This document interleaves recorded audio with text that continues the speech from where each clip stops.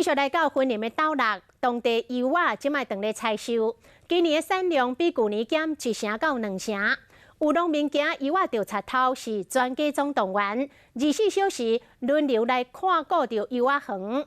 其中一个国小4年的小女童，今年已经是第4冬陪爸爸来顾暝了。其实讲到这个婚林，今年毋但文旦油的产量较少，蔬菜嘛损失3成。原因是小连续落大雨，有袂少的青菜拢泡水烂掉去了。读国小4年的张小妹妹手举球锤，甲爸爸做伙来巡视油仔园。因为即摆油仔进入采收期，今年量比去年佫减少1、2成。警察啊，利用暗时来偷挽油仔。来这边很辛苦吗？不会啊，我觉得蛮好玩的。会不会怕遇到有小偷要来偷？我不怕。妹妹讲，已经连续4冬陪爸爸看守啊，因一家伙啊，甲小冰箱、电风拢搬来，而且佫有炸蚊仔香，准备齐全来保护油仔。正常的话，要进去的话，人一定要玩要过去。现在比较少，就是比这跟他们人一样高啊。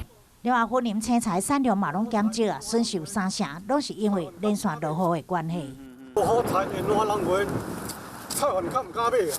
这菜园的土瓜拢淡淡啊，菜农赶紧来抢收，因为日头若一出来，菜有可能拢烂去。因为损失严重，介绍才好啊。我晓哪收，我算很万幸。菜色产量减少去，菜园佫因为落雨的关系，无法度也经济，这菜价恐惊会过去。